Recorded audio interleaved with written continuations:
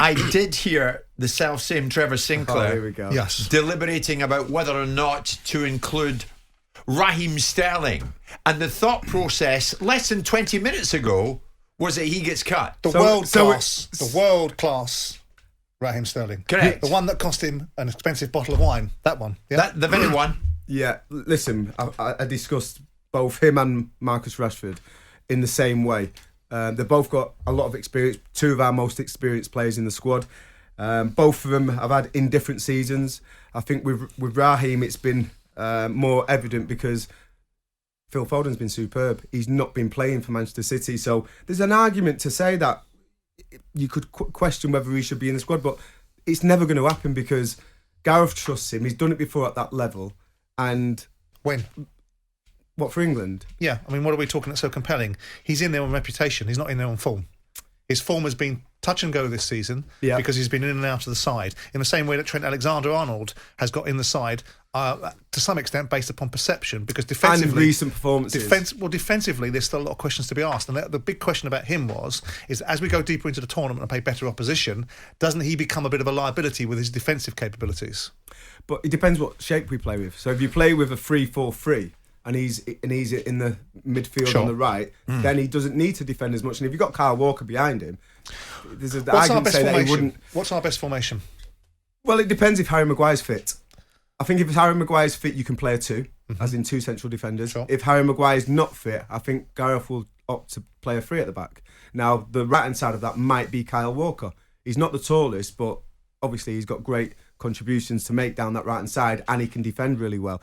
I think if it's a 2, I think you play Harry Maguire and you obviously play John Stones and then there's a discussion to have about who plays right-back and who plays right midfield, which, again, if you played Kyle Walker at right-back, then you could play a real winger in front of him, depending on what shape you're going to play. So I'll ask you in a second, Trevor, what progress looks like for Southgate this summer. But Simon, you were quite emphatic yesterday. I don't know if you said this on air, but you certainly said it to me at some stage in this very building yesterday.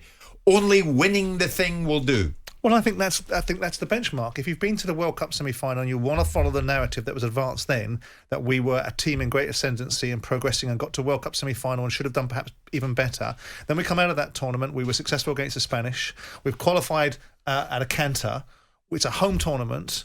Why wouldn't the blueprint be, if you want to talk about progress, you got to a World Cup semi-final, you have to get to the final of this tournament. If you're in the final of this tournament at home, then you would expect this country to be in a position to try and win it. So that then begs the question, if England don't win the Euros, is that failure? It depends what it looks like. Depends if you're playing a French side in the final that are on blob and it's a compelling game and we put out a performance that's so good but we get nicked at the post, you'd have to turn around and say, well, look, with the greatest respect in the world, failure isn't winning something, but it's a kind of failure that you can live with. You go with that, Trevor? No, I think you look at the injuries that we've sustained. I think you need a lot of luck in the tournament. I think if Harry Kane stays fit, we're going to score goals. I think if Harry Maguire is in the squad... Isn't that the same for every country, Trevor? Yeah, of course it is. Is every country going to go into the same situation? We need a bit of luck. I think semi-final, you would accept semi-final. But backward step from that, I think then you say, well, where's it gone wrong? So if England go out at the semi-final stage, that's still progress. You're comfortable with that? I think that's sustaining the levels that they set. You know, they got to the semi-final of the World Cup. They've sustained that by getting to the semi-final. Surely this time you've got to go one better.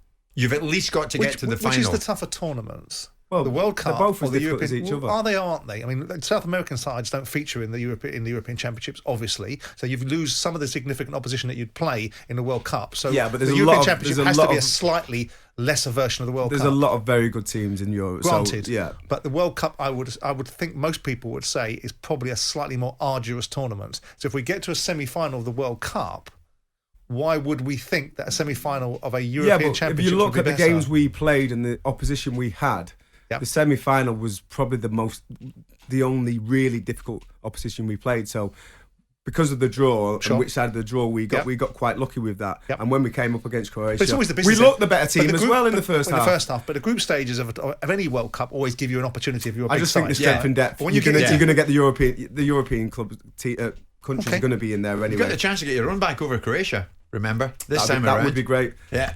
Listen, the Czech Republic looks strong. I wouldn't discount them. That's right. Don't forget. Scotland. Yeah. They're in that group. So I'll put it out there. Trevor, you would say what? Getting to the semi-finals would constitute progress for you? I think it would sustain the levels that they've set, and it wouldn't be a backward step. All right. Simon, I know you're leaning towards win it. Yep. And that certainly would constitute the progress that you're looking for. Let's put it out there. What does progress look like for Gareth Southgate this summer in your eyes? What would you settle for if you're an England fan? Going all the way? Going out as finalists, beaten finalists, or going out at the semi-final stage? 08717 223344. That is, of course, if you get out your group. 08717 223344 81089. What constitutes progress for you as an England fan going into the Euros? Jim White and Simon Jordan, Monday to Thursday morning 10 till 1 on AM, on DAB, via the talkSPORT app and on your smart speaker. talkSPORT.